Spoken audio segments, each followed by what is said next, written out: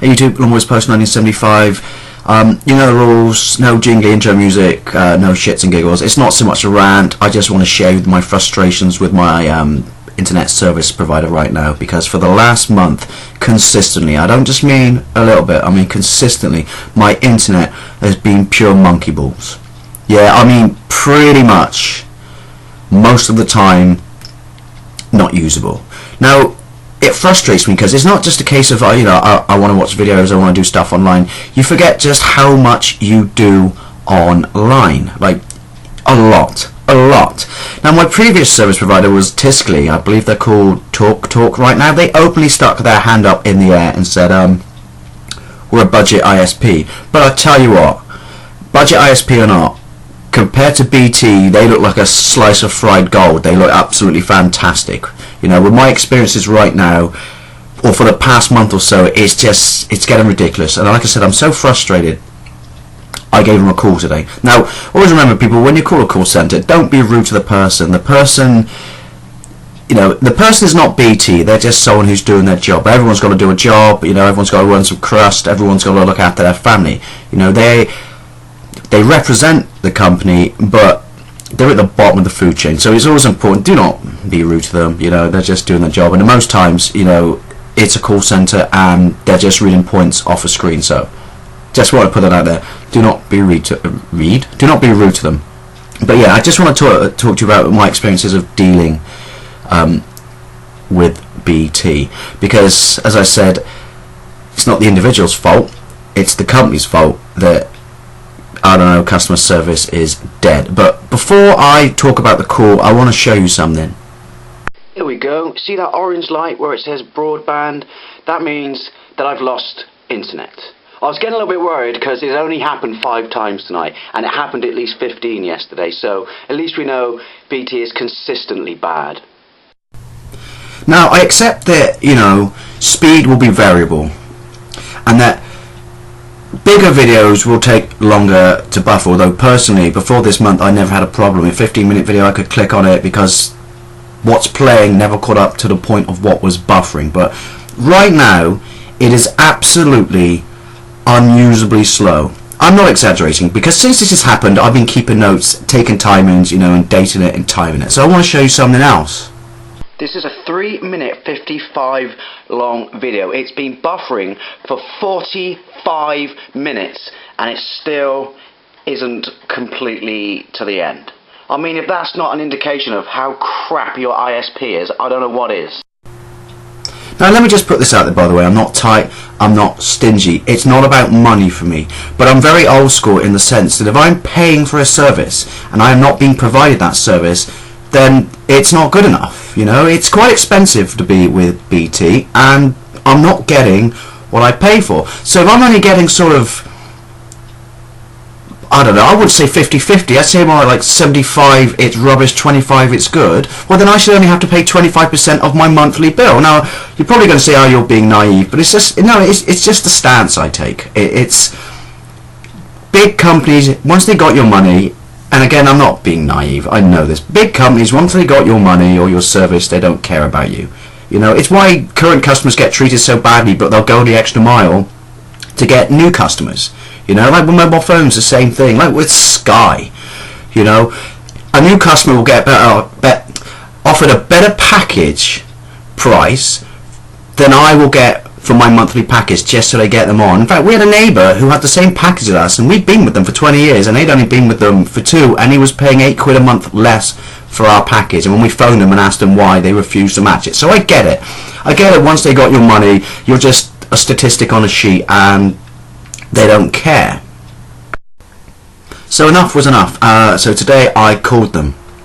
Now, I wasn't rude to, like I said previously, I'm not going to be rude to, or wasn't rude to the person on the other end of the phone, because I know that it's not directly their fault. They just work for BT, you know, everyone needs a job, everyone's got to feed themselves, look after their family. But it was just annoying, and I guess this is the company's stance and not his, that they wouldn't accept that there was a problem. But, yeah, so basically I just went, I'd like to make a complaint about my service I'm getting from you guys at the moment. And they were like, why, what's wrong? I said, well, pretty much for the last month it's been rubbish. It's either been slow to the point where it's unusable, it's either not let me log in, it's either just kick me out or shut down when I'm online, which in itself is a security risk if I'm doing banking or anything like that, or email or stuff like that. So that's just not acceptable. And yeah, I'm not happy with it. And then the person turned around and I don't know if they checked or whatever. They just said, "There's no problems with your internet, sir." And I went, "No, clearly there are problems with my internet because I've just listed these things to you, And they go, "Well, have you talked to anyone else you know with BT?" And I went, "But I thought you just said there's no problem with my internet. Now you want me to go and ask other people if there's a problem with theirs?" "Well, yes, because I have, but that's kind of like you're suggesting that maybe it's just your internet and you need to talk to other people, see if there's a problem with theirs when you just told me there is no problem with mine." But yes, I have talked to them, and they've all said the same thing pretty much for the past month.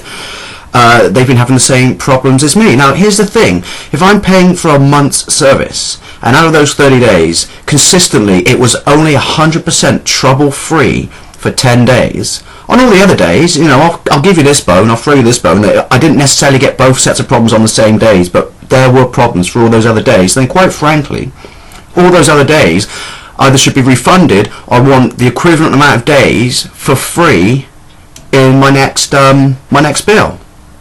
And they were like, I'm sorry, so we can't do that. And well, other ISP providers do it. And they were like, well, no, that's not our policy.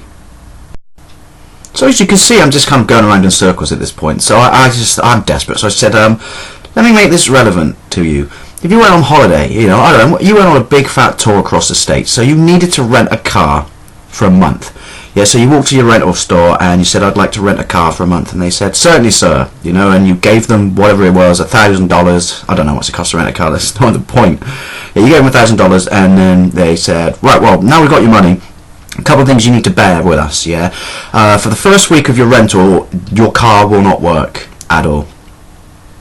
For the second week of your rental, your car will work every other day, but not every day. Every other day." Yeah. For the third week of your rental, you are not allowed to drive any faster than 5 miles an hour. But for the fourth week of your rental, your car will work perfectly. You turn around and you say, "Shut up, I'm not interested then." And the guy was just like, I don't see the point you're making. And it's like, basically, that's your service for me. But I don't have that luxury of walking away. You're telling me there's nothing wrong, or I've just got to accept it. I'm sorry, that's not good enough. And at this point, I'm just thinking, we're just going around in circles. So I just put the phone down. It's just pathetic, I know there's a phrase which says the customer is always right, and obviously people abuse that phrase, and I'm your customer, but it's no. I just expect a standard of service for my money. And that includes you accepting that there is a problem and trying to resolve it, not just kind of sitting there in denial and hoping I'll go away and accept this substandard service you're providing. That's just not good enough. I expect better. You've got my money, I understand that, but I expect better. Now, I'm sorry for kind of a ranty or rant-ish video. I just really like to hear from other people. What problems are you having with your ISP? What problems are you, if you're having any, with BT? What do you think of the customer service you're getting from your ISP provider? I do want to put up some pickup videos. I definitely want to put up some more video game videos. I've actually got a ton of them shot, but since they run in sort of 15 to 18 minutes, I'm not prepared to sit there trying to upload something when it takes 2.5 hours. It's ridiculous, and it just frustrates me.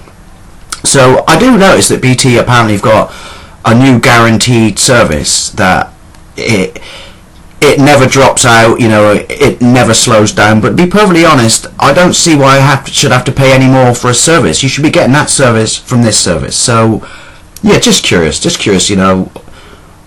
what's I can't talk.